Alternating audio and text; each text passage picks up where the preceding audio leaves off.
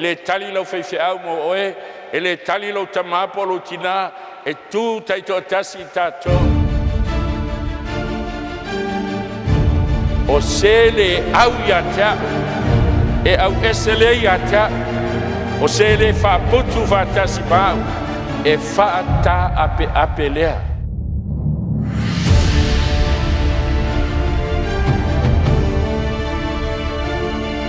O le autua la tātou tau pune fiafi.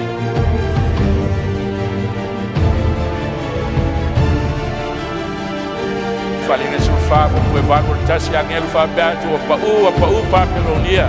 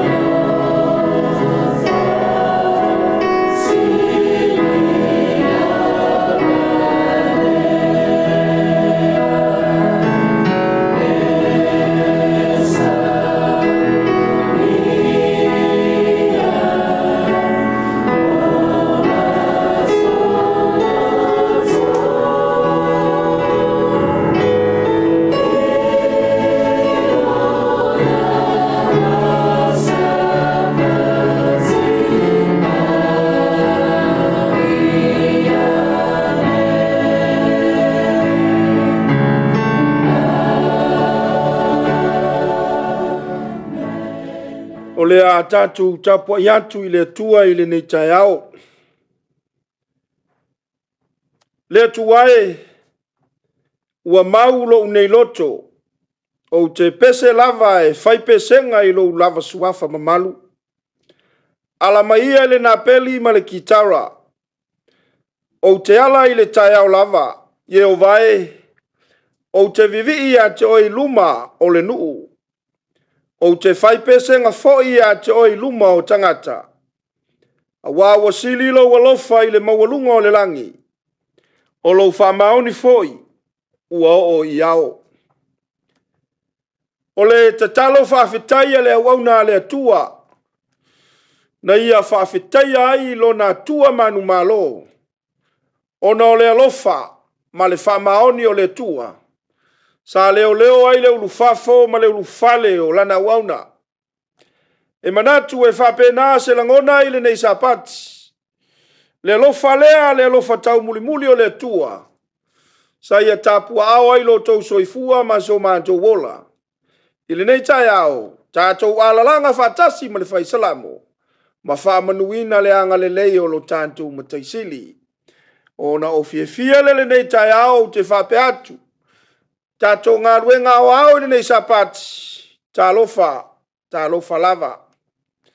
Whamua i me uma, o na whatalofa ilana wauna tai au. Lau susunga pasta ala i moana wili papu ma le whaletua ma le ainga le nei tai au. Ma lolo nsai, ma lole tau. Iai le langona o lo mawalunga le au tau si o le tua le soifua ma le ola i le nei tai au. Tau ne ia lofa le tua tulu i pen yaso se tele le soifua. Ia wala vale ngā luenga na valawi nai le soifua o lau sunga. Ia le anga le leo lo tātou matai, whaatalo whātu, ma le nganga fie lau sunga ma le whaletua i le nei tai au.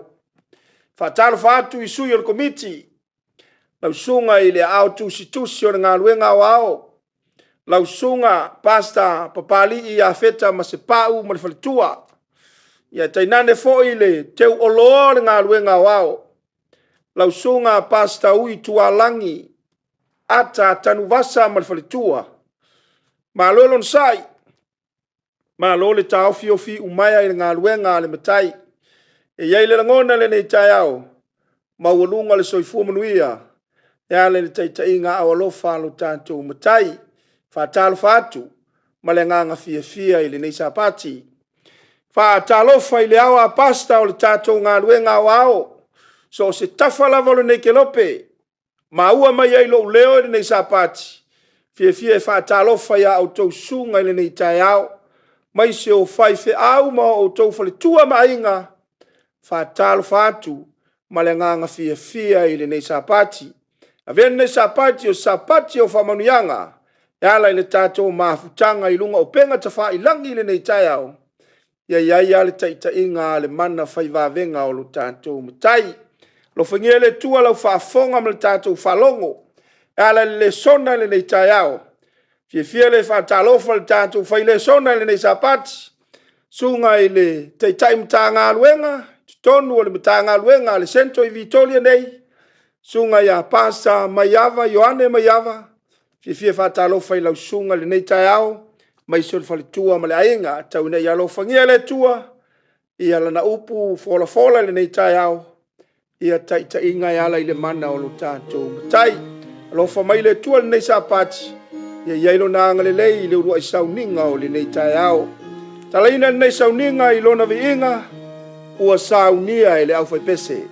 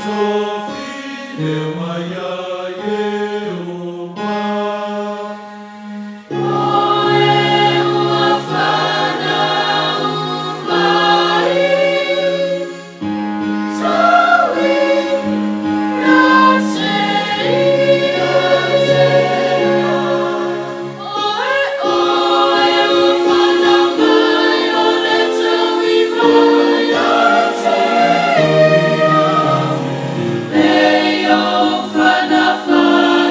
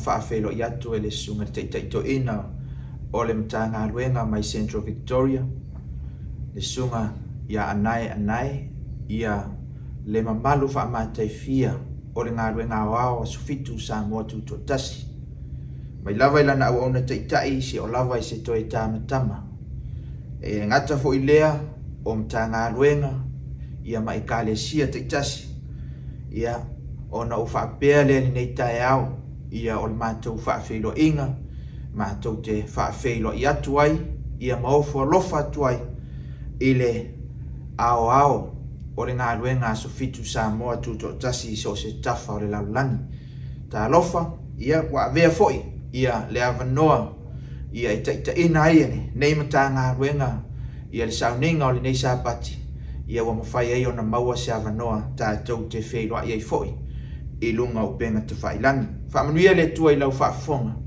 ia e ala i le lesona o le ni tae au. O le autu o le lesona ua whaautuina ai. Po ua e mautinoa o oe o se tangata o le langi. Po ua e mautinoa o oe o se tangata o le langi. Te mana ia e marama lama, o te mana fo i tātou te Sui-Taitai le tāua, o le fisiri lea ina ia mawhai o na tātou talina. E te talina lava e oe, ia ma e mawhau e foi. Ina ia mawhai ai o na tāua, ia te i tātou le langi, po le wha moe o lea ua umai e lea tua mo i tātou. O le mea mauti noa, ma o le mea i te tau o na tātou marama lama iai. E le o tangata uma e o le langi. E te tau fo i ona tātou iloa, i te tonu o le Ekalesia, e le o le Ekalesia oma, pe le o tangata oma o le Ekalesia, la tau te maua le langi. E le tusi o mua mua kronito lon Taupa'ū, a o lona whai upoe, e luas fu marfa. Fa mai lona whai tauina, tau te leilo ea, o e tau sinio i le aratanu, e tau sinio oma, ai maua le tau i al toatasi. E lua fo i ala o lo whaamatala le tusi PAIA, o le ala lautele ma le ala vaapiapi. O le ala lautele wha mai e toa tele i lātou e ui ati ai, o le ala vaapiapi, whai mai e toa i titi i lātou e ui atu i ai. O le taunu unga la o le ala lautele wha mai o le malaia, o le taunu unga o le ala vaapiapi, o le manuia. O lona winga, e le o tangata uma e whai mō lātou le langi. E iei tangata e ui le ala e tau atu le malaia, e iei fo i tangata e tau atu e ui atu i le ala vaapiapi o lona taunu unga o le langi. O le wha moe moe la le na. Lea e tau talangia i le lesona i le tae aore nei. Wha mai e fasili mo i tātou i le tae aore nei. Po ua e mauti noa o oe o stangata o le langi. O le e perolom tau poiva a lona whaiupe luasumalfitu. Pei ona tōwhia mō tangata ia tasi lo lātou oti ai muli ane o le whaamasinonga. O le mea mauti noa foi tātou te ola ai ai le aso tātou te oti ai. Ai a ona tātou oti ua whaunga e le atua le awa noa na tuuina mai e le atua. Tātou te tāpena ai mo le wha moe lea i le langi ma le ola e whaavau. O le ata le nā le whaamasinonga le atua. Aua e tasi le oti, e ola tangata uma ai le aso e oti ai. A ona oti, ua tusi le laina le atua, ua whaamawina po ua tuusia le atua, lana whaamasinonga mō tangata taito tasi. Ona whamaila whai upo e lusu mana valu, te mnao e te mai tauina mai, e peru lea e iwa rona whai upo e lusu mana valu. Na whaapea fo ke riso, ua tasi lava ona watua o ia mataulanga. Ina ia aveina ia ngasala le toa tele. E whaali fo o ia ia te ilatau o e whaatalitali atu ia te ia. E lona fo i whaalua mai. E le ina ia aveina ngasala, a ia lātou wola. A ia lātou wola ai. A e mai tauina mai whai upo e lusu mai fitu mai whai upo e lusu mai valu. Whai mai e tasi le oti. O le oti ni na ua tōwhia mō tangata uma. O no o mai ai leo le whaamasinonga o lonu winga e tasi fo i whaamasinonga le atua. A le whai upo e lusu mai valu. Ua iai le ata o le mea lofa a le atua mo i tātou. O le mea lofa lea whai mai ua tasi foi o na matua o ia mataulanga ina ia aveina ia ngasala le totele. O le taulanga e tasi a keriso o le maliu le sātauro. O le taulanga le na whaamanga loina ia ngasala a tangata o malava. Ea ona whamailo leo le whai ungole, le whai upule le sumare valu. Whamai e whaali foi o ia te ilatou. O e whaatari atu ia te ia, e lona fo i whaarua mai. E le ina ia aveina ngasala, a ia lātou wola ai. Lona winga o le mea lofa le atua, e le fina ngalo le atua ia whano i tātou. A o lona mana onga ia tātou maua le langi. O le ona o lea ua uma ona whaia e le atua le taulanga lea. E whaamangalo ina i tātou umalawa.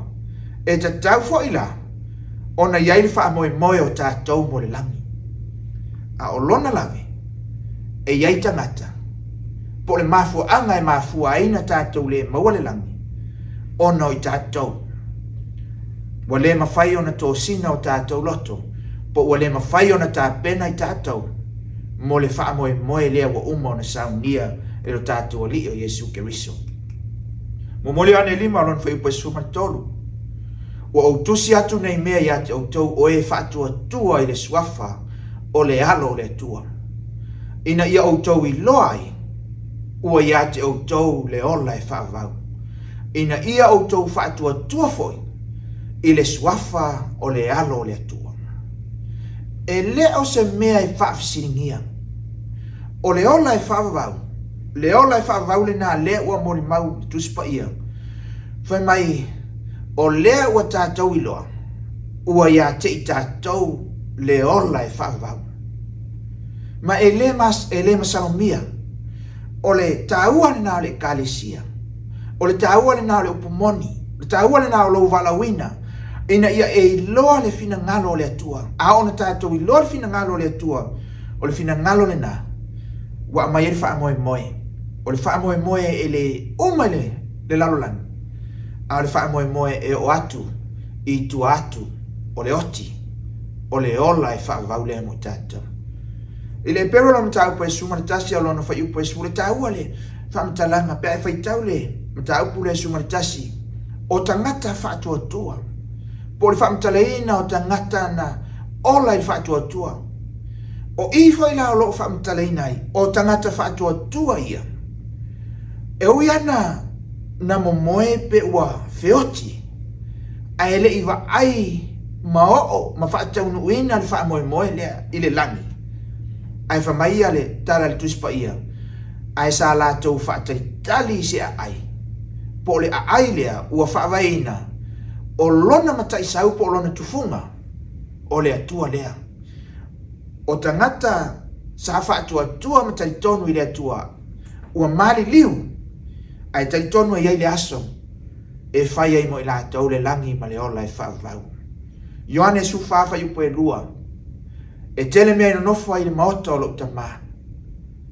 Ana le ai, po ua ufa i atu i ate autou, o te alu e sauni se mea ino nofo ai autou.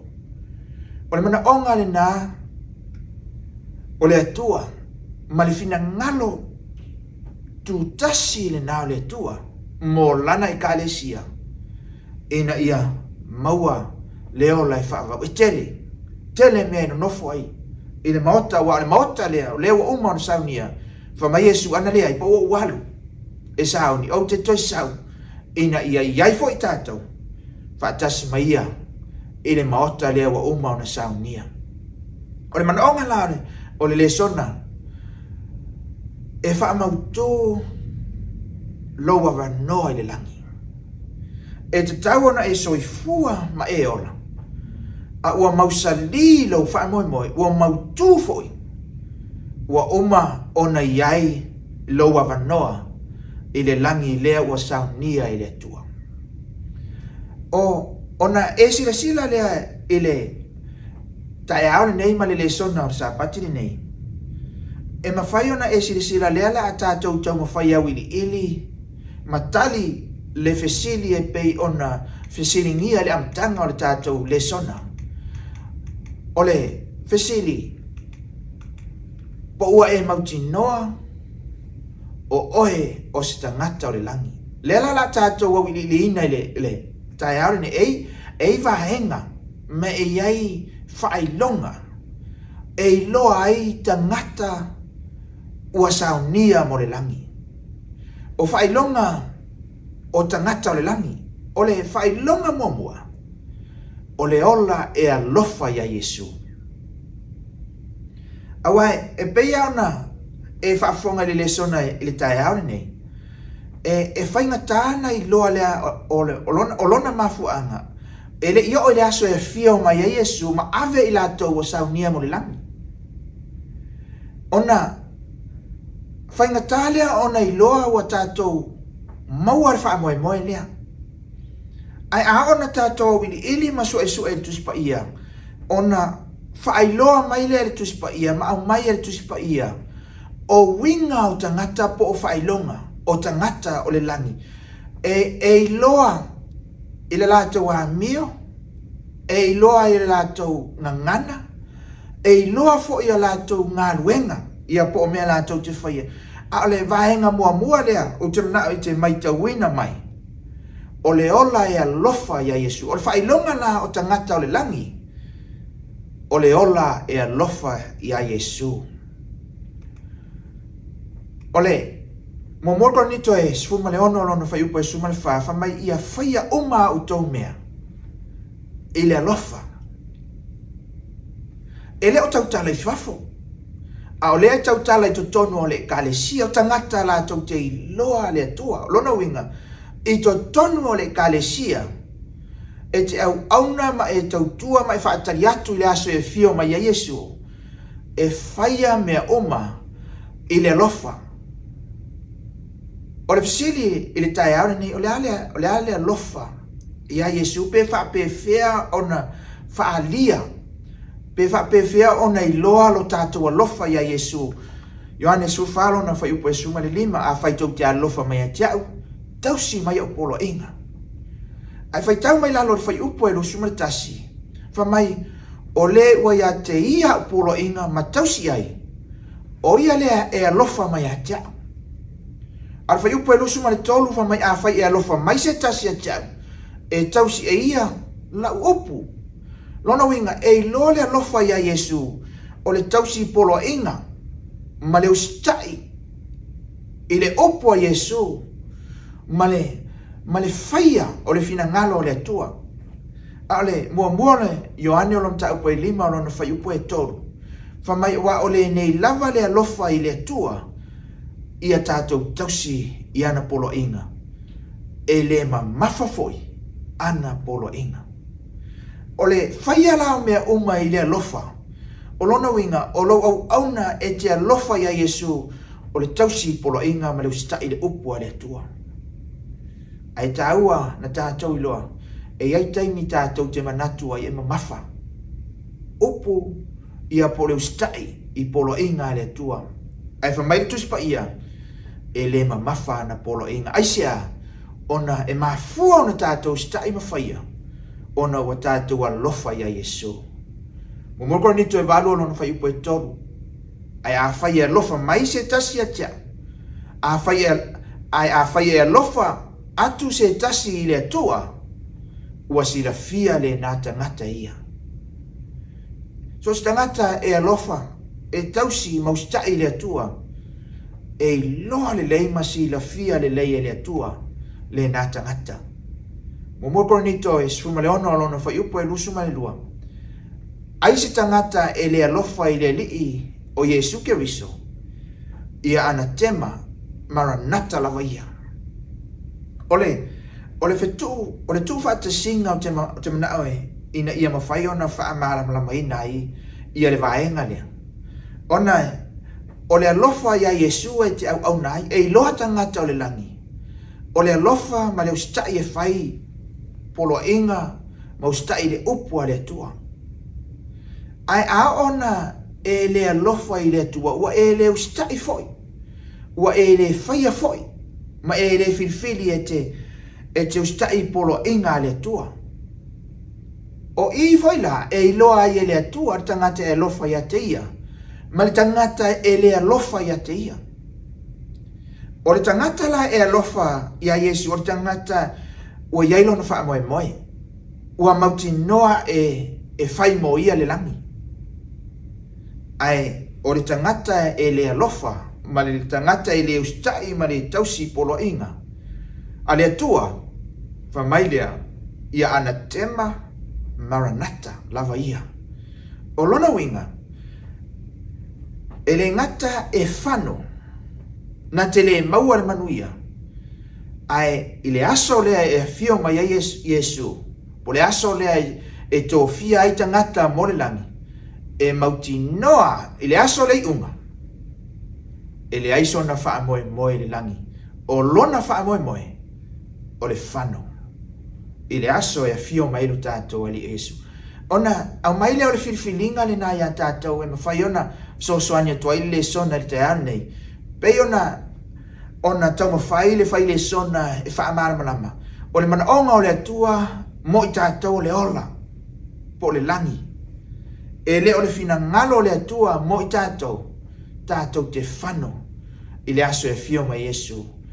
Lua koronito lom tau poe valo rona whai upa e lusu mai wha. O le nei, ia o tau whaali atu ia te ila tau i luma foi o Ekalesia se whai longa o lo o tau alofa, ma lo ma tau mita ona o tau. A ona tātou alofa i le atua, ua tātou wola ma filifili ai tātou te sawa vali ai. Ai hao fo ilana tātou whaia al fina ngalo ma tātou stai ai.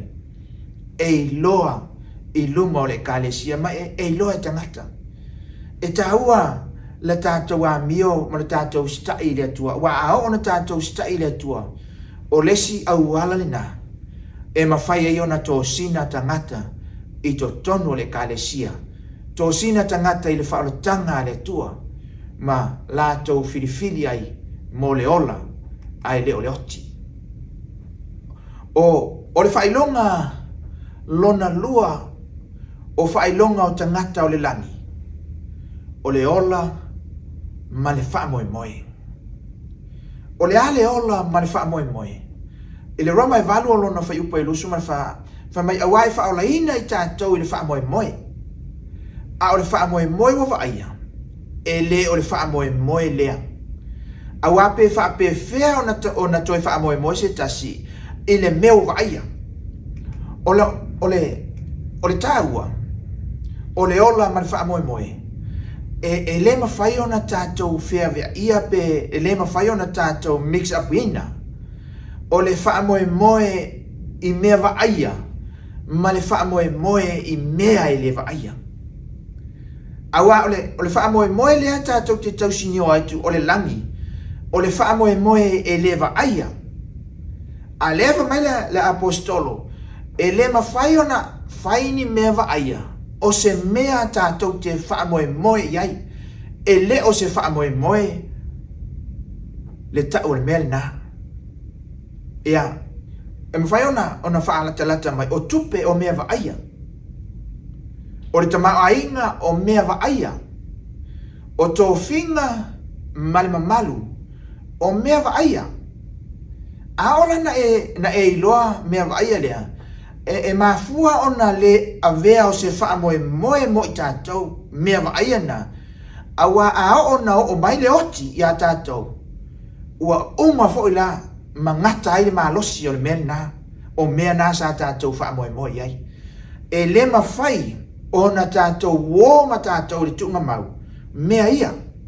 O mea e ngata i le lalolangi. O mea e susunu i le lalolangi. O le mafuanga nā lea tau tala ai, le tusipaia ma le lesona le tae aure nei, e le mawhai. O na wha moe moe i tātou, i ni mea e vaia. Ai, i le whai upo e lusu ma le lima, roma e vanu whai upo e lusu ma le lima, ai peitai a tātou wha moe moe i le mea ua le vaia. Tau te wha talitali atu iai, male ono sai. Amene. Ma e vi ia le atua. A e wha moe moe le mea vaia, e ngata pe a o mai oti. A ona e loa le wha moe moe i le langi, wha mai le sona i tae aore nei, ma le upo le tuspa ia i tae aore nei. Ona tātou wha talitali atu lea iai, ma le onu sai. E le ioti, a laua i loa i ei wha moe moe. A o soifua e i loa e iai le aso na te maua i wha moe moe lea i le langi. E ono sa iai ma tautua se i o ana matala le nā wha moe moe. Ile, e le tala tāua o te mna e te sila iai. O le marekolo mta upa e sumani lima, o loo wha matala i nai tangata i ngoa i a Iosefa le Arimatia. O le tala e tangata le ngoa i a Iosefa le Arimatia, o ia na ia wha anoi mai le tino o Yesu. Ma tuo i le tunga maue le i tuuina i aistasi. Ina ia wha ataunu ina i le valo anga i le maliwa le alo le atua. Ai, o le tangata le o Iosefa Arimatia, e whai taru whai upo e whasu mai tolu wha mai, Waluane Iosefa le Arimatia, o le tasu whai pule sili, o ia fo i sa wha talitali i le malo le atua. Ua wha malosi o ia o nā luatu i a Pilato, ma wha ano iatu wai i le tino Yesu. O le vaenga po le fasi whai tau te mna e te tai eilo fina ngalo. O Iosefa le Arimatia, o ia o le whai pule sili. Ai, o le tangata e whamai sa whaitalitali atu i le malo le atua. O lona winga, o le tangata e uiana iai ona tō whinga maualulunga. Ai, o le tangata sa iai lona wha moe moe. E le taritonu i le upua le atua. E tatauna iai ia i le ola e whaavau. O lana ngā luenga lama le whaatinoina na i loa ailo na ola whaatalitali. O ia le ana na whaanoi mai le tino o Yesu ina ia tuu i le tunga mau na foina i papa e le tuina ia isitasi. Ai, o lana ngā luenga lina, na iloa ai, ma whaamatala ia tuspa i o ia o le tangata i le langi, o le tangata e ola ma le whaamoe moe. O ana ngā luenga ma ona tiute, e whai, e le ina ia whaafia ai tangata, e le ina ia vi i ai o ia, a e whai ona e iailo na whaamoe moe le langi. O le lawe le nā mane, tele nā, o le mea le tupu i tutono o le Ekalesia, ona e iai tangata e fia o le langi, a e au auna mō tangata, e au auna e whaafia i tangata, pe au auna ina ia vi i ai o ia. O le mawhaanga fwoi na aoloa na whetaiai ma mea i le whetaui, ia ma whetaiai mea i le fia iai, o na wawe leo na alu ese ma le upomoni, na wawe leo na whaavaivai. Ai, o le tāua, a ona e loa o yor tangata o le langi, e te au auna ma le whaamoe moe. E te whaatali atu, o a tiute, o a mea i te whaia, e te fia, ona i te taritonu o yor tangata, o lo o whaatinoina, e iailo whaamoe moe le ola e whaavau. Lukronito lo mtau koe lima ona whai upu mua, au aua mātou iloa a whai e le petia lo mātou whale apitanga whale laulangi.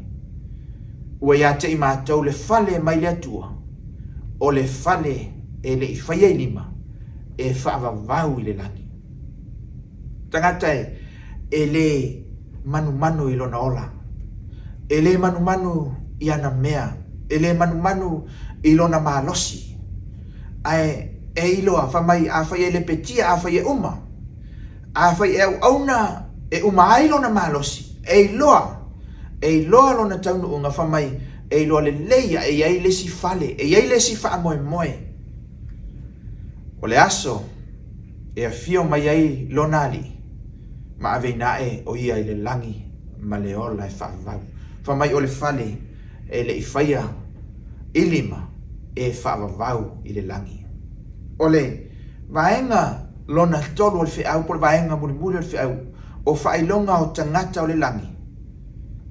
O le ola i le whaatuatua i a Yesu Keriso.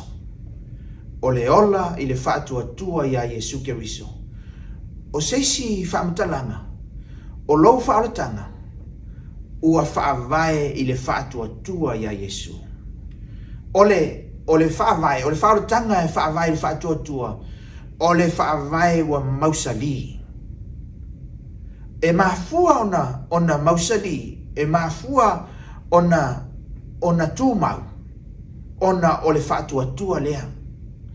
O le whaatuatua e le malue ai. E le mawhai ona toe malue, e le mawhai ona toe whaavaivai. Awale, o le mea moni lama, ua manao sa tani e lulu tātou. I di taimi o le unga, maa so whai, a o tātou wa ayatu i toi taimi a le atua i le nei pāneta. Ua maa losi satani ma ua lotoa satani. E manao satani e lulu le Ekalesia. E lulu lau tangata. Ina ia e al ese ma le upumoni ma e whaavaivai i to tono ngā ruenga le atua. Ai a o na whaavai lunga i le whaatuatua ia Yesu. E fiula satani e lulu po le ale malosi. O mafui e mawha mamatangi o le soifuanga le nei ma mea e ave iai tātou e satani ma lulu ai tātou e satani. E le mawhai ona o lea ua whaavai i lunga ia Yesu. Lua Koronito e 5 o lona whaipue fitu o wawar whaatuatua o mātou sa vali ai le o le tino mai o mea.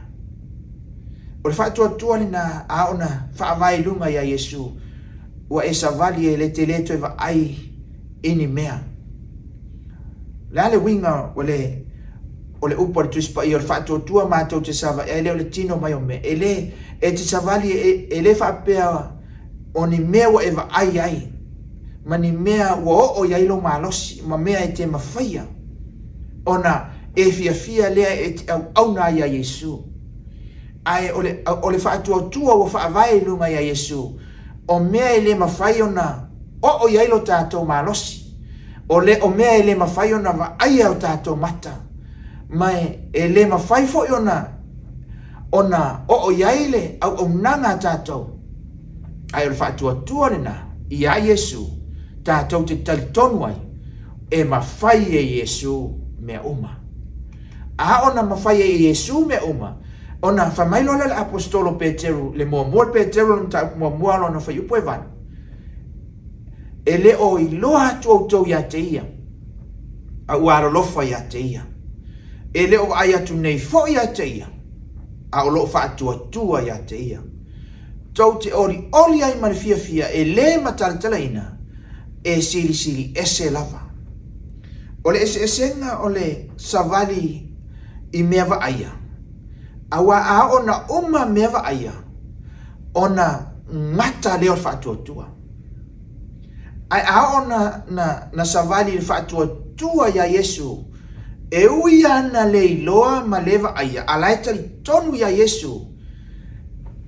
Ona whaia lea e Yesu. O mea e tātou te oli ai ma fia ai. Aisea, e le ma whaia le mana, e le ma whaia le malosi o Yesu. Ona whaia ini mea mo tangata e le whaatuatua. Ai mafua na whaia Yesu. Mea le lei ma tātou wa ai i le mana ma wawenga Yesu e ma whaia na whaia i tutoni ate i tātou malana Ekalesia. O mea nā tātou te oli ma fia ai. Ina ua tātou wola i le whaatuatua. Whaatuatua ia Yesu. Ua whaavaenai. E le ai se mea e whaingatā ia Yesu.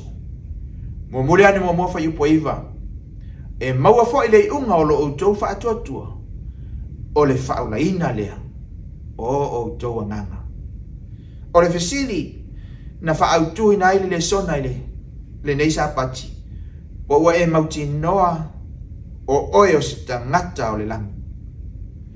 O lau Tatalo i le taiali nei. Mo le sona. Ia mawhai o na tātou whaapea ifo. Au e whaafonga ma e whaalongo i le sona le taiali nei. Ia e mauti noa ai. O oe o le tangata o le langi. O au o le tangata o le langi. E whaapewhea na iloa tangata o le langi. O le ola e alofa ia Yesu. O le ola ma le whaamoe. Ona o lea tātou te soifua i le lamlangi. E le io o le taimi. Tātou te oa i le langi. A e ola ma le whaamoe. O lona tolu. O le ola i le whaatua ia Yesu. E le mawhai le maalosi o tātou. E le mawhai le maalosi o tangata. Ai a o na whaavae i lunga i le whaatua ia Yesu. Te mnao ia tau atu ia te oe. E i loa oe o tangata o le langi. Ua whaadia ia te i tātou. Ua whaadia ia te oe. Le mana o Yesu. E le ai se mea e le mawhai. E le mana le nā o tātou o li o Yesu. O na whaatino mawhaia. Mō tangata. E le ngata o le Ekalesia ai mō tātou te i tōtasi. O na tātou i loa ailea. Le sili ese. O le atua o lo tātou o auna iai. Whamanuia le atua i lau whaafonga i le nei SAPATI. Mana Tatalo. Ia whaapena. O na tātou mauti nolele. O tātou lava. O tangata ua saunia mo le langi. Ma le ola e whawau. Amen. Lo mātou tamae o le langi. Whaafitai lau a fionga. Whaafitai o loo whaamanatu mai a te i mātou. E uina mātou wola i le nei lalo langi. Awa iai le whaamoe i le langi, i le aso ma le tae au. E te awhio mai ai. Ma aveina e lau Ekalesia i le langi ma le ola e whaavau. Whamanuia le atua i le nei SAPATI. Whamanuia i SAUNIGA o lo muni mai. Whamanuia i lau ngā luenga o ao. I so se tawha, i mata ngā luenga, ma Ekalesia te itasi. I ainga te itotasi. I atutusa i mātou o malawa i le whamanuia ngā lau fio. I la tau fo i le atua o loo whaafonga. Le atua aua te tu la fo ina. Ia iai le atua le anganga ma le mana o lau fio si itia. Ina ia mātou iloa. E leo le lalo langi le mutaanga. Aua iai le ola e whaavavau o umo na e saunia. Mana tua sia mātou te tai. Pastor Will Papu ma le whaletua, ma le ainga, anga le leila ufio, maua lona soifua, maua lona malosi, ia wā tiute e pei ona tofi ma vala wina i la ua. Vi ia lo suafa le nei sapati, Faafeitai Yesu, Amen.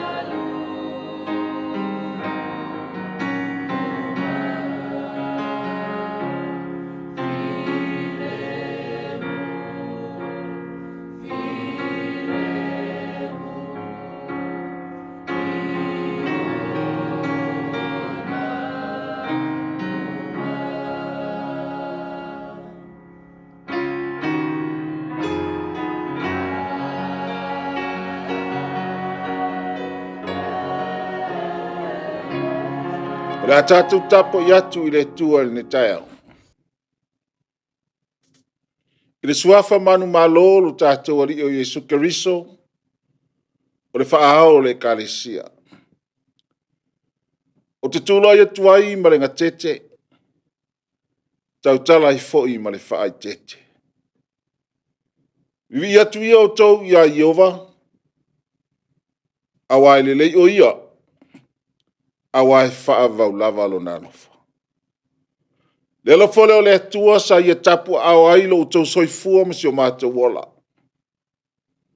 Mai le naku ata ua mawai atu. Pita i le wa tātou lia mai, le nei masina o le whai neo masina o le nei tau sanga. O savaliha.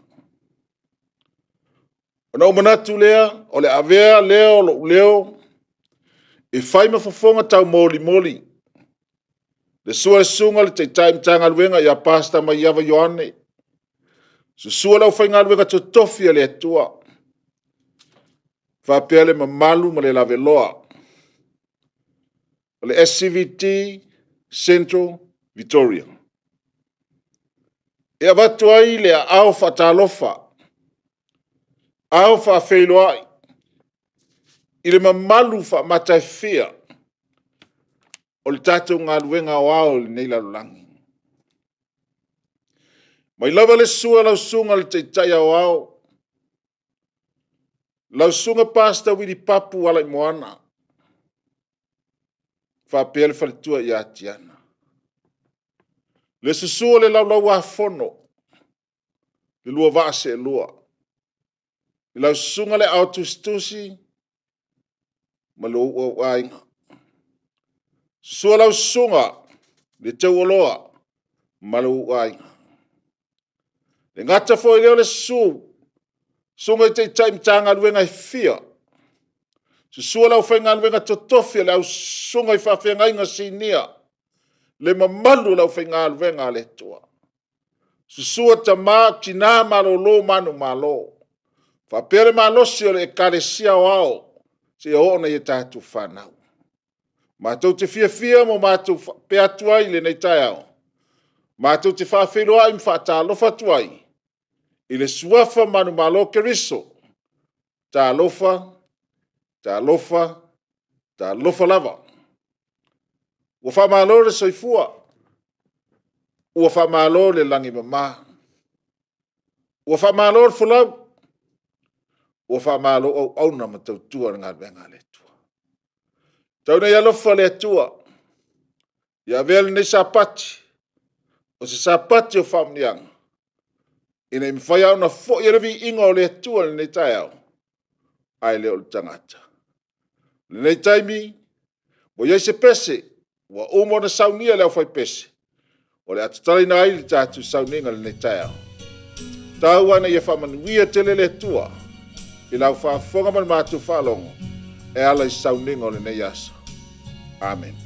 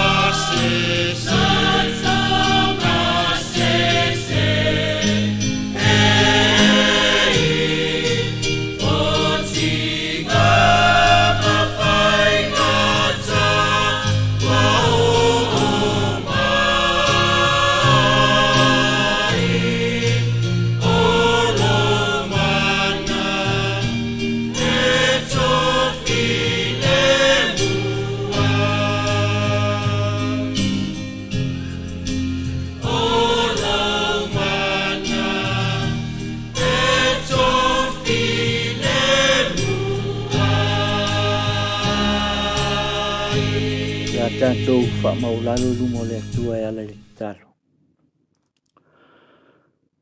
Lo mātou tamae le o Whiolangi, o e lava o le tupu o le alii o lii, o le pule ao le tufunga ma le mata I sau I mele le uma. O e lava o le atua o Abramo, Isaako ma Iakopo. O e o le atua o Israelu le tino. Ua whapena I mātou uma o Israelu I la leanganga. Ua mātou o mai e suleina o lo alofa ma lo silisili ese. O lo mata ngofi e o vavenga o lo file mu. I lunga o lau whanau. I le nei sapati. Ua mou mali atu le kuata mua le nei tausanga. A ua mātou savalia le kuata lona lua. Mātou le ngu lea e vivi o mātou nganga mo mātou whape atu. Ia vi ia lo suafa. Ia tu maulo vi inga e whaavavau e whaavavau lava. Mātou te o atu mo mātou nganga mawalalo. Ta mai o nio mātou se mo nio mātou leanga. Alofa whaamangalo lau whanau. Awa mātou la fwa I atu I ati oe le nei sapati. O auna o le atutu la I e fola ua fionga. Whaangangana ina I lo mamalu sili ese. Le mana mai ati oe tamai o le areto le ola. Whawhanga inai o mātou tangata. Tā pena ai mo le nā wha moenga. I le langi ma le ola e whaavavau.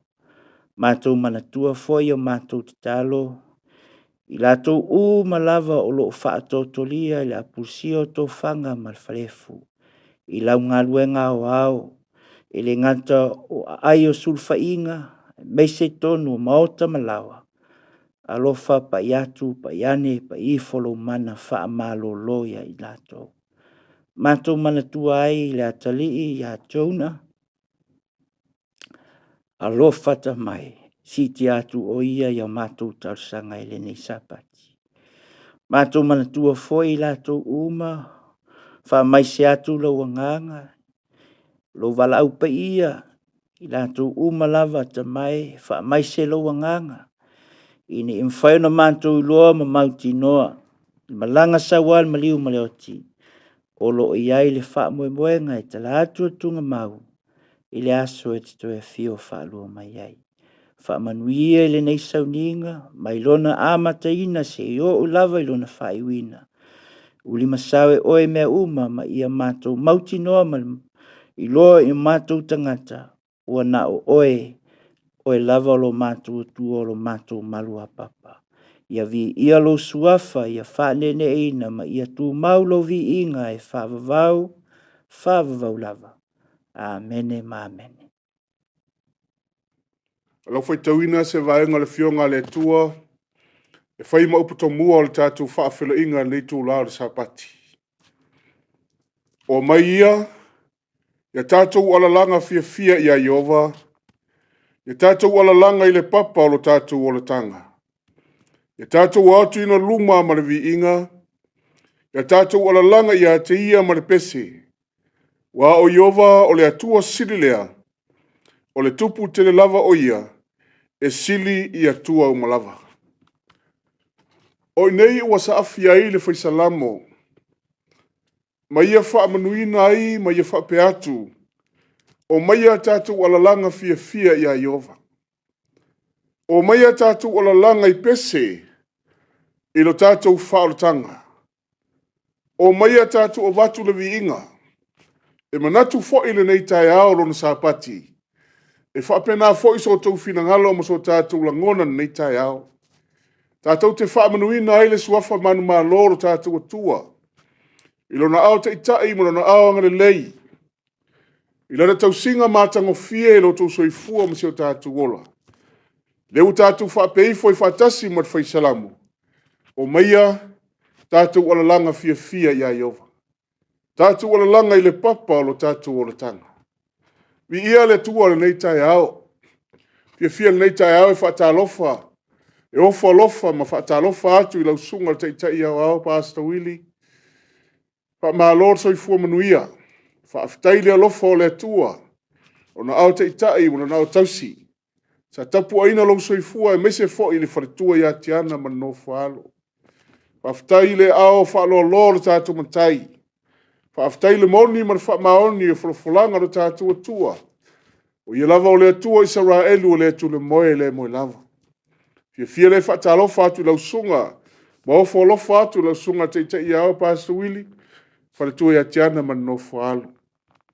Ngata fo i lea, wa se lua sunga whailau tusi. Pasa pālii ia feta masipau, e mese fo i wharetua man no whaalo. Te nane fo i le sunga te uloa, ui tu alangi ata taduwasa. Mese fo i le wharetua man no whaalo. Whaamalo tau, whaamalo ngā lue ngā lue ngā le tua. Whaamalo fo i ona sai tiute mawhaiwa. Whaapeo na wala uina ai le ngā lue ngā matai. Fia foi whaatalofa atu le nofua Faafeiloaiga Taitai Matagaluega fia. O na galuega Samoa mai lava Amerika si e PAIA si tātua tunu upele o Samoa. Manatu ele whaingofia la o tau galuega whai. Lo tau tutu mo i matangiolo. O tau whia ngai mwhaafitau li le aso mo le aso. Tai ai le wha moe ma le whainga malanga i le vasa o lo tātou folau ai. E fia whaatalofa ati ati o tau te Matagaluega fia. Mese foi ma malu wharetua ma ainga. I le suafa manu ma loro tātua li o Yesu Keriso.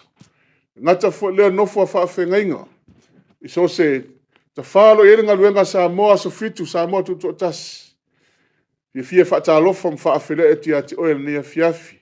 Te inane fo i le sunga i ia o ao mo latu wharetua. I le wasenga o ti e maai mo latu ainga. Te inane fo i le wasenga o toi ina te toi ina e fia o ngā luenga Samoa tuto tas. Mai lawe Amerika si e PAIA Samoa. Mo o tau ainga ma whanau. E fia whaatalofa atu. Ele nei tau lao SAPATI PAIA o le tua. Ngata fo i lea sunga te ti a kono. Le senga ti a kono. Iona vaenga e lua. Ia li imta maitai. Mo o tau whanau. Fia whaatalofa atu ia te utau. Whaamālolo ngā lue. Whaamālolo tau tua ngā luenga matai.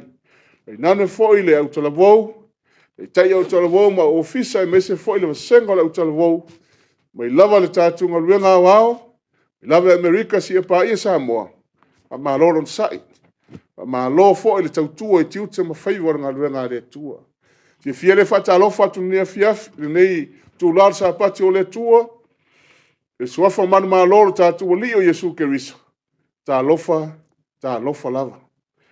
Faapitoa unga foi se Faafeiloaiga. Lisi o tātou wō mai masane o lo mawhaina. Na mafuta mai tātou SAUNIGA i le SAPATI ma le SAPATI. Fia Faafeiloaiga ati oe le nei tūlar SAPATI o le tua. Tani ei whaamnianga le tua nei SAPATI. E tusa o le whiau, a mase o pesenga ma taltalonga. I ei leanga le lei ma whaamnianga le tua. O lau whaia le tātou tatalo. Lo mātou tamae o le langi. I ia lava oe lo mātou atua e tō tas. Whapei o le mori mau o le perfecta Isaia.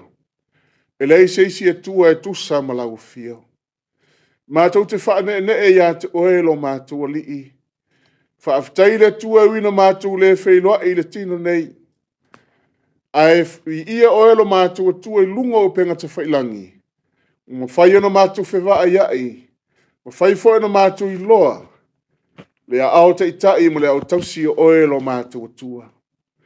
Mātou te le whaalongo se vaenga o lau fionga. E o le atu le atua le avanoa mātango fia o mātou toi mauana nei SAPATI. Wai mātou te ioe ma te tonu. E iai le tei me le aso e loa te mamao. E le ma whai eina toi maua se avanoa whape nei.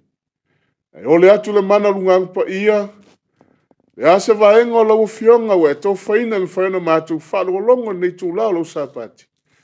A lofa whaanga ina lau me whinga runga i tusa i lo wanga ni lei. E ala lungang pa ia. E ne whapena na vi ia e lau fio ai leo tangata. Whamanuia mai ono o Yesu Keriso wa ole me whaafitai atu ai. Amen.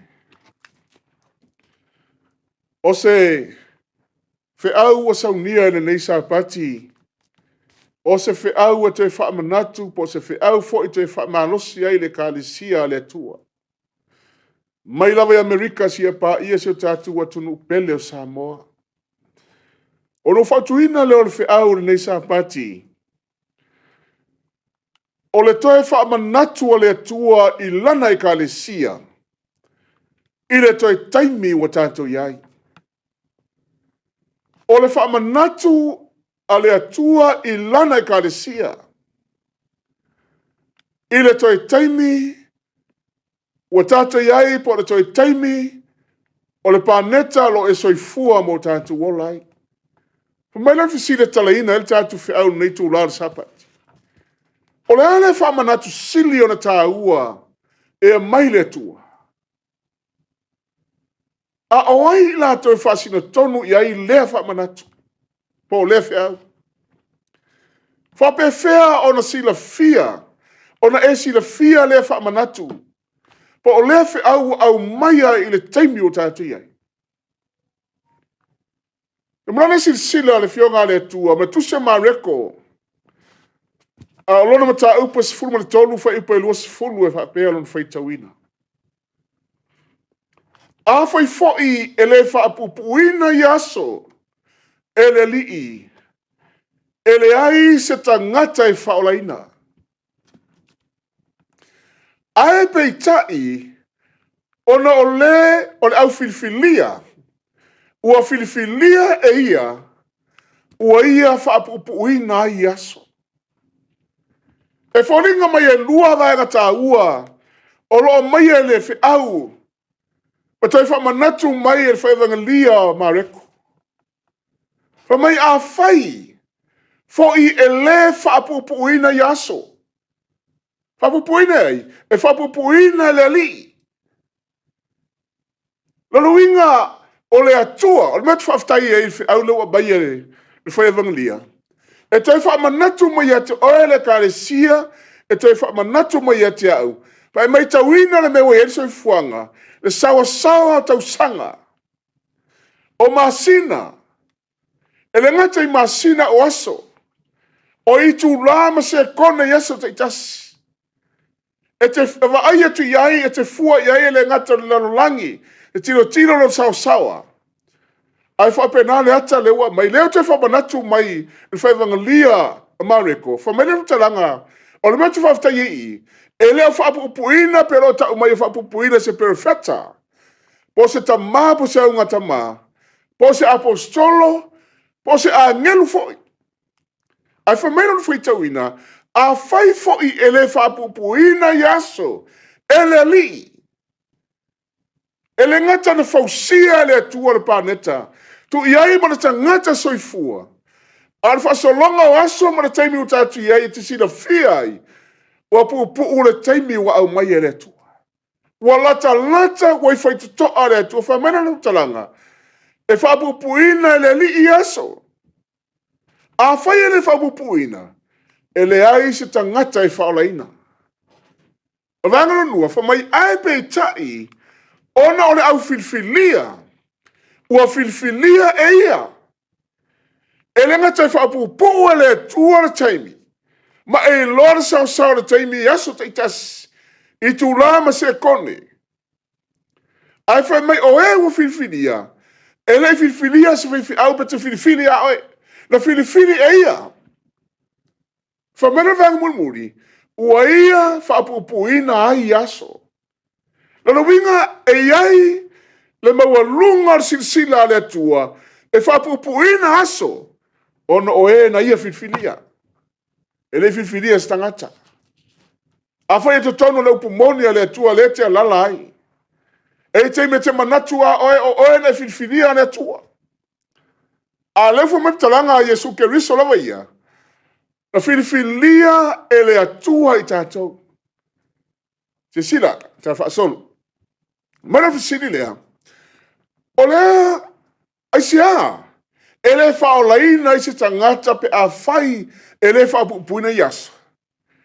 O la luinga na whamtalanga Yesu, ua te tau na whaapupu whapeo le mele, let si le fia, e tusa le fionga le atua, ua i whai to toa le lii, la luinga, ua lata le teime te tala mai ai. Ai se a fa pe talanga a mareko, il fa ipule lusfulu. Ai se a ule fa olaina I tangata, pe a le fa pupuina. E ma fuanga sisila. Lolo winga. O mana ongo le tua le iai. Ia fa pupuina ia mafai. Ona a afia tu tonu tangata lai tu mau malato I lola upu moni e le tua. Ma tu mawai. E te tau ona fa olaina. Winga ato e fa umi atu. E a tili ai ona fa seina tangata sisila tu se mareko mtau pe.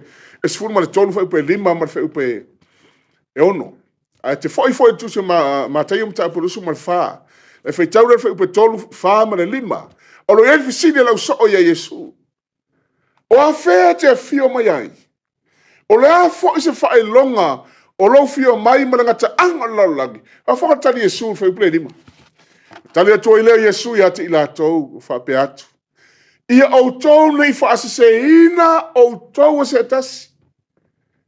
Lalo winga lo ta uole mai Yesu fa upe lusfulu.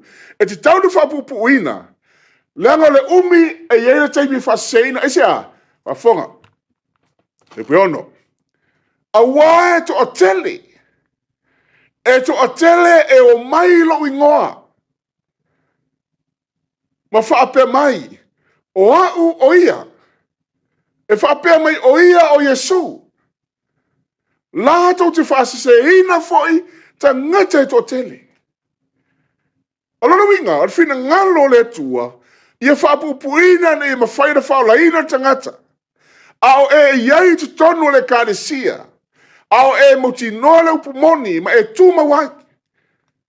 O le umi. E ele teimi whaseina lango to o tele tangata. Whamai ona tani tore Yesu whape atu ia te ila tau. O whape atu ia o tau ne I whaasesehina o tau. Esea, whasei. A wae to o tele. E le to titi. Te sila lunga o penga te whailangi. Liona tangata. E alanga fo I suafo Yesu. Whapea mai o le I ke riso. Whapea mai I. Whetaua I tangata I loto manatu o lato loto o lai. Le ala fi mai talanga Yesu. Te tau whapupuina. Langa e ele taimi whaase sehe whana o le tua. I tangata I to te sila iai. A whaasolo.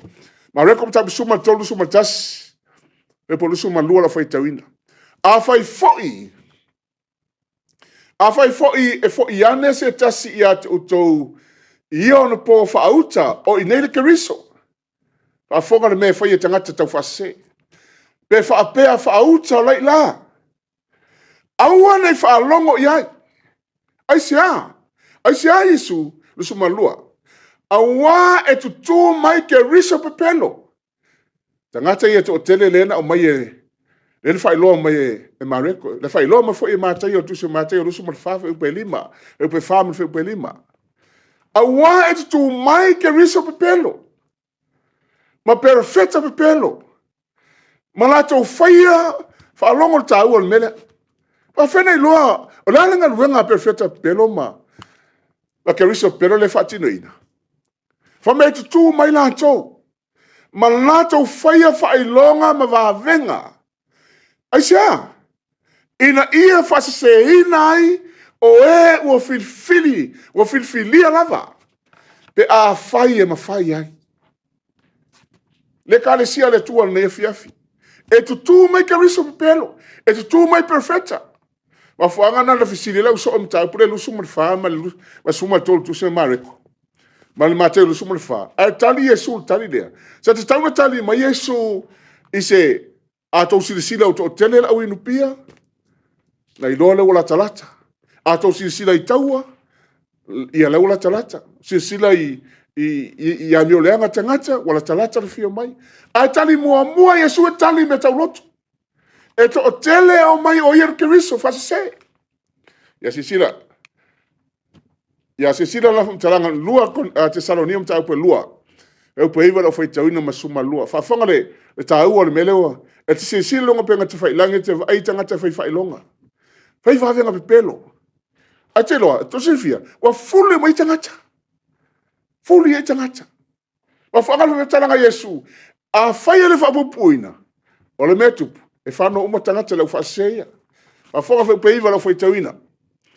O lo sau fo ia pe o ngaluenga Satani i le mana uma ma Faafeiloaiga ma vavenga pepelo ma mea faasese uma i le amioleanga ie afano fa mai pe o le sau Satani le ngaluenga Satani o le mana o Satani le fai ai e te silsila tu iai i lunga o penga te whailangi e te maofa.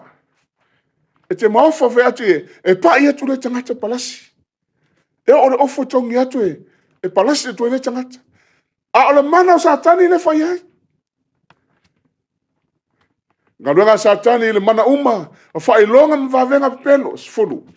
Ma mea e faasese uma o le amioleanga ie afano. Pero winga o tangata e fai vavenga, e fai Faafeiloaiga. O ele ngata o tangata e tau faasese. A o tangata amioleanga, o longo lato iunga, whano. Fai pusifuru. A ua lato le talia le upu moni, ma le fia iai. O se fia afe ma afe tangata e whalongo le upu moni. A ele ma fai le talia, e sili ane Faafeiloaiga. E sili ane vavenga. E sili ane ia ni pesenga ma ni viinga. Ai le fi whaalongolongo le upu moni le tu. Fa mena talanga le tu. Si sila fai poe suma tasi fai sina tia. Vaanga fai pusfuru. Awa wala tau le talia le upu moni ma fie iai. E na ia whaolaina i la tau. Suma tasi.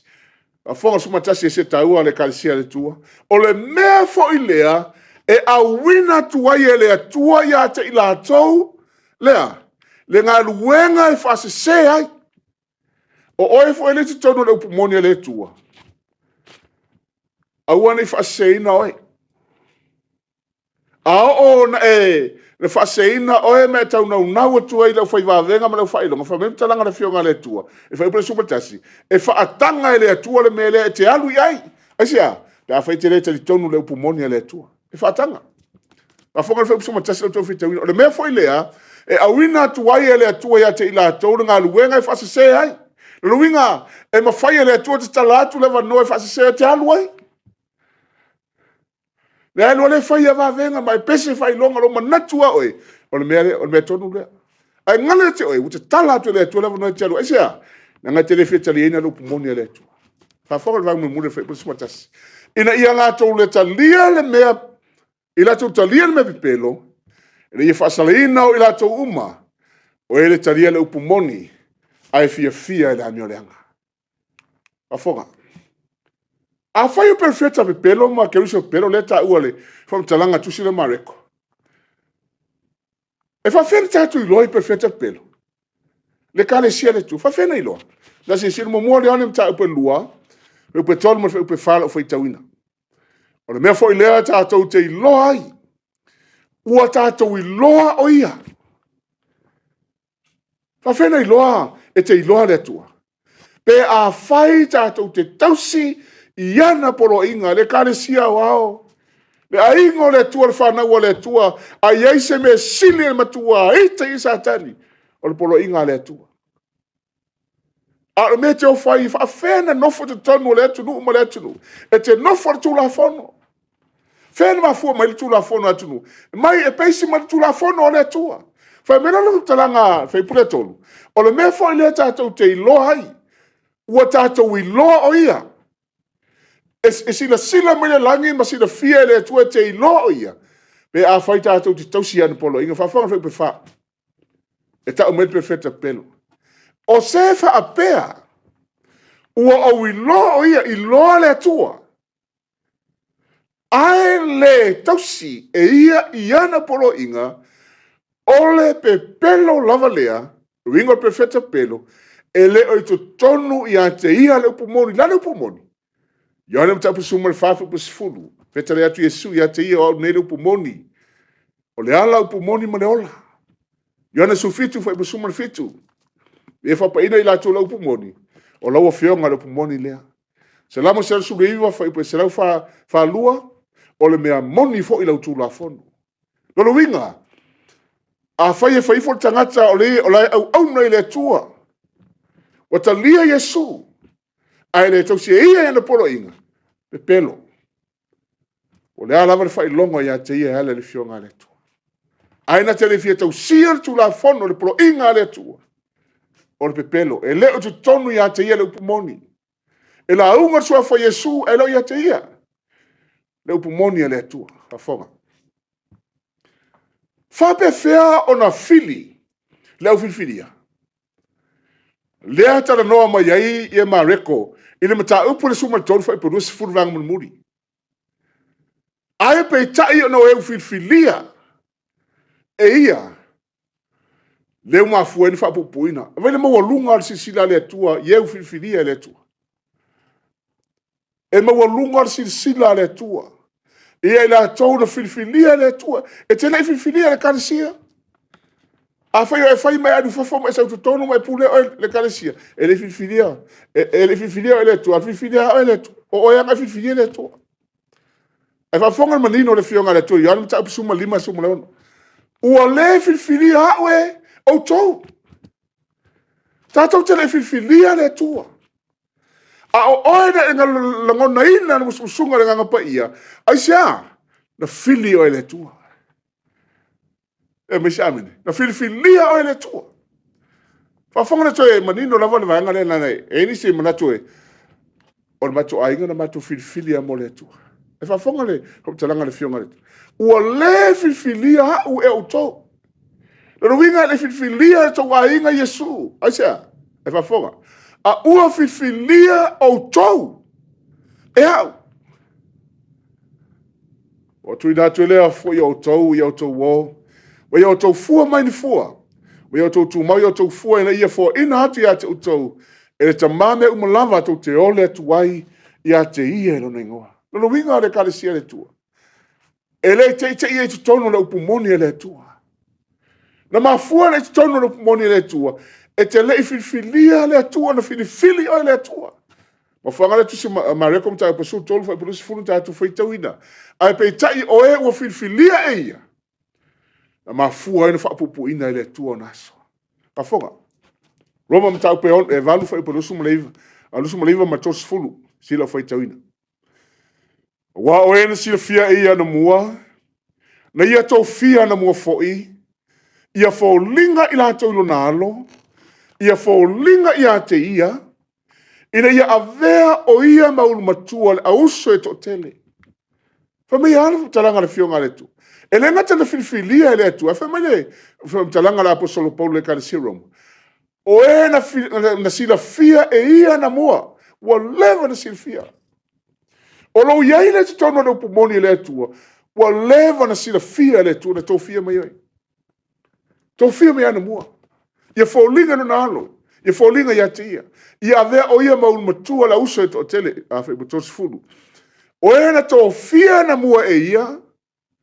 Ua wala a wina fo ila tau e ia. O e ua wala a wina e ia.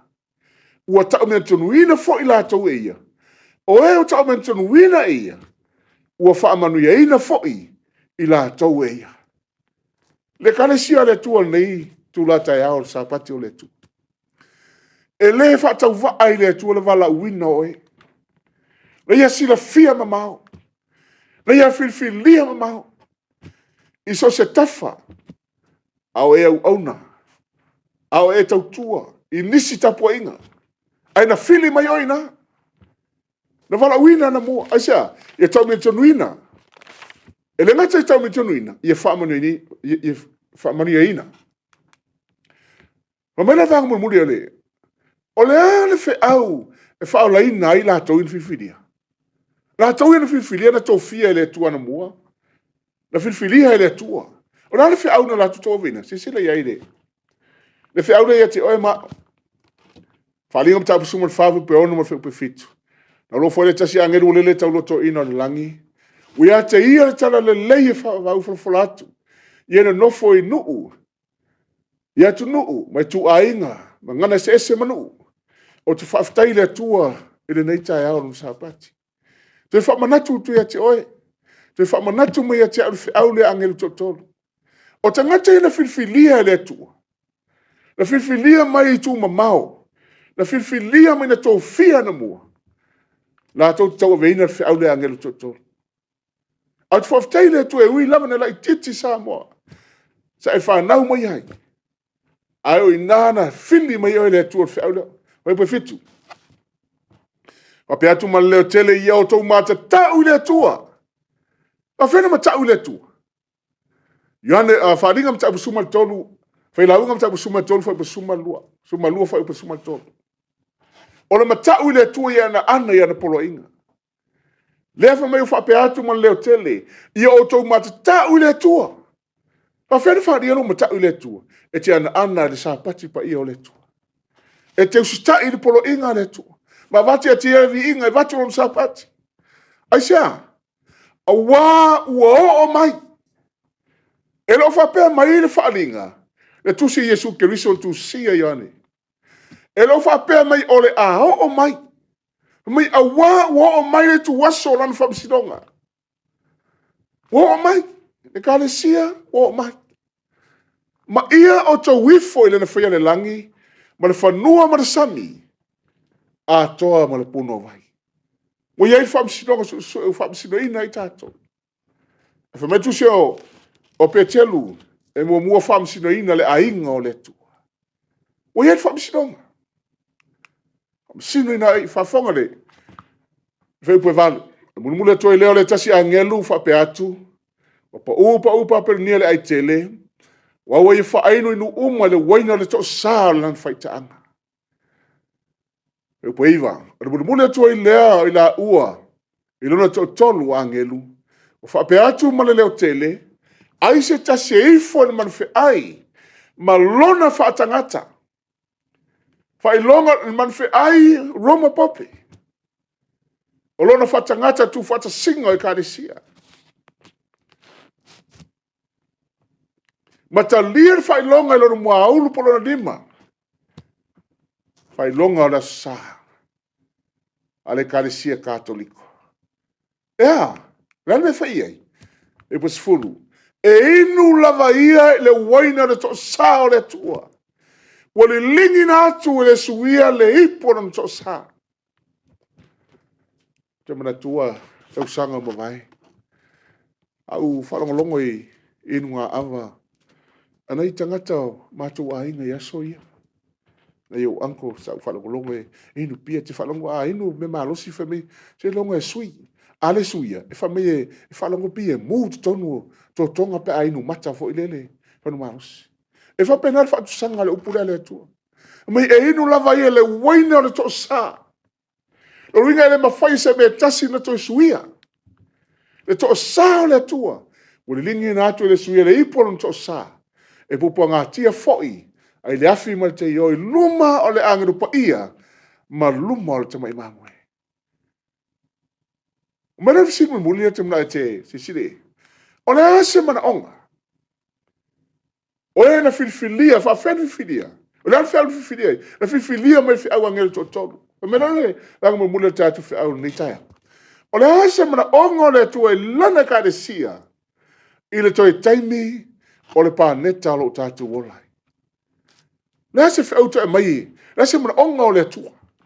E toi whamanatu au tu e te oe. Le na filfilia le tua. Na fili mai lo nuku, na fili mai lo wainga. Ma fonga luta langa mareko. Mareko mta suma tolu fai pa tolu suma lua. Pa tolu suma fa. Au le aso ma le tu aso. E le iloa se tas. E le iloa lava e angelo le langi. Po le ata li. Ua na o lo uta maha le langi. Le Ekalesia le tua. E te maofa pe fai tawina le maule. A ona fio mai Yesu e wha manu malu. E wha whiao e angelo. Ai whai mai tu talanga a mareko. Manu moni maule fio ngā le tua. E leilo e se tasi e o ia ngenu la tu te leilo te mea fio mai Yesu. Po ole ata lii. A ua na ole ta maha le langi. Aisea. Wa tuku mai e le tua. Le ava noa e te mata alai. A whaka vai munu whai totu suma totu. Ia o tau. Ina mata ala ia matitalo. Aisea nua. Wale iloi angelu. E o oia Yesu na te Sufia na olon tama. E mana ole atua ni e nofo sauni. Ie e nofo mata ala. Ia mataala matatalo. A wātou te leiloa po o a whea. Mai whea i aso. Tosu marwha. Whaapei o sta ngata na rumalanga. Rea tu ua lor whale. Ma wane e pule i ana uauna. Ua taito tasi fo i malana lava ngā luenga. A ua whai atu i leo whai titoa. I nā mataala ia. Lale tiu te ore enga lue. Lale tiu te ore e tau enga lue ngā retua. Lale tiu te ore e tau tuai. O le ale tu inga mataala na ia te oi. Sili hao ia te oi. Tali fo iai. A fonga lefu. A mailo le mataala le mana amle. Famelo talanga le tua. O le mataala matatalo.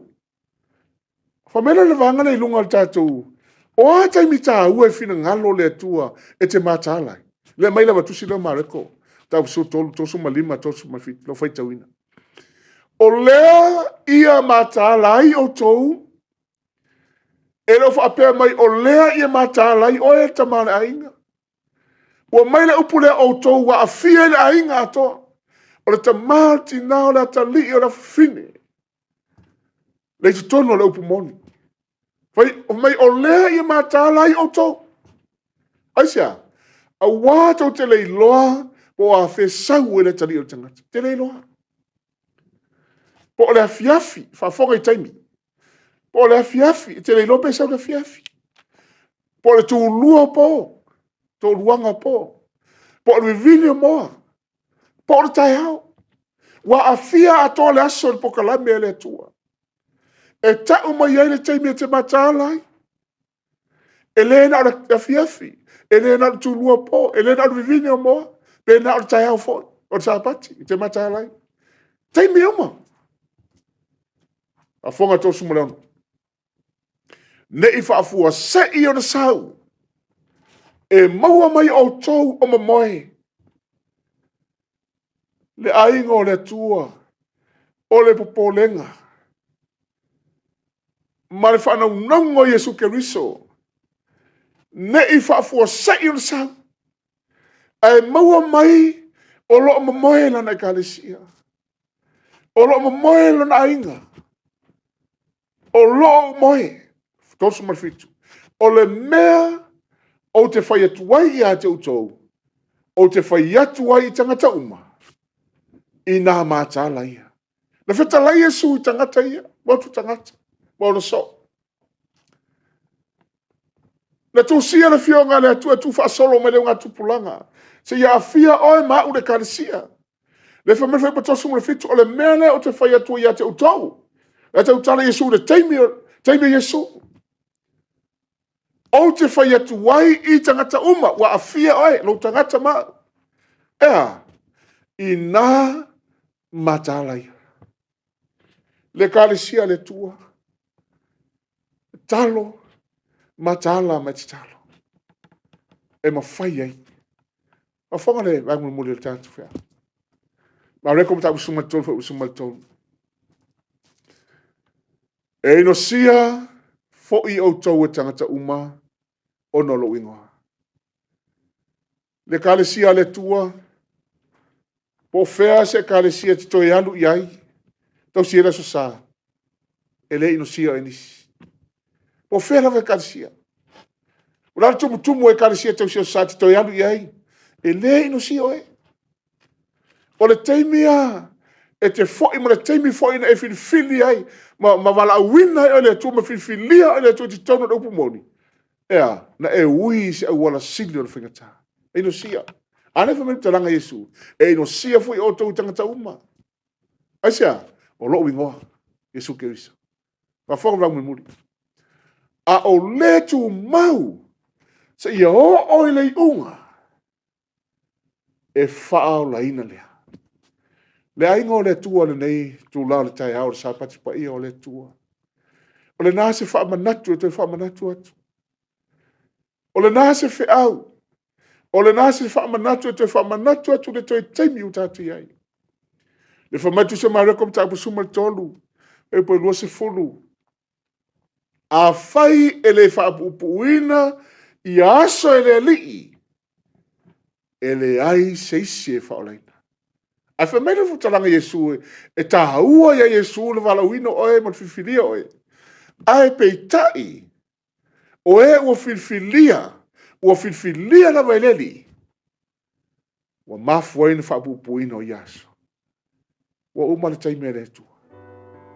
Tātou te leilo nei tau sanga tātou te ai. Me tātou te aulia le whai uma nei tau sanga. Tātou te leilo le verse 4. Tātou te leilo tai ai. A rasa utali le tua nei tai. Apanuia le tua le ngaluenga wao. Wai lawa i te itai o ngaluenga si e PAIA. Le au whi ngaluenga. Ma malu ta maa mātutua mtina mātutua si o lava. I le utalvau i o tō walo ma tātou whana. Pamanuia le tua le SAPATI. Ono Yesu. Amen.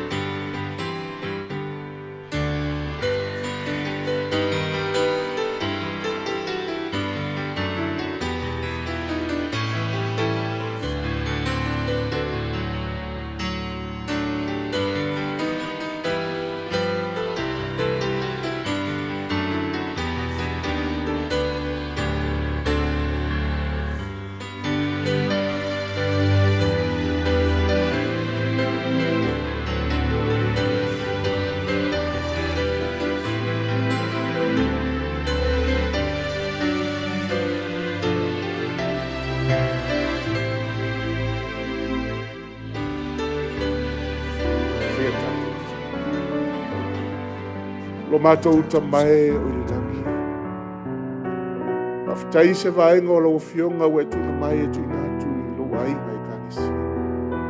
E te whamanatu ia te i mātou le maua lunga lo wala au. Te whamanatu ia te i mātou le maua lunga lo whiwhilia o i mātou. Ma ia nauna wai whapupuina nei aso so i fuanga o mātou iai. Ina i mawhai o na whaolaina lau whanau le aso e te fionga. O le Faapitoa le tua. A Fai-Lesona vaenga lo fionga o le ato toa. E ala tu i whaamianga tusa i lo whilinga. Whamangalo lo on vai vai mo whaatanga. Whamluia ngā ruenga o ao o te ita ia o e basu wili. Whale tua man no whaano. Whafua lor soifua. I le tino la lenga. Wān tiu te mon whaiva. Me se whaile komiti. Ia ilo wang le lei. A inga te itas. Si o lava ialo mawhana.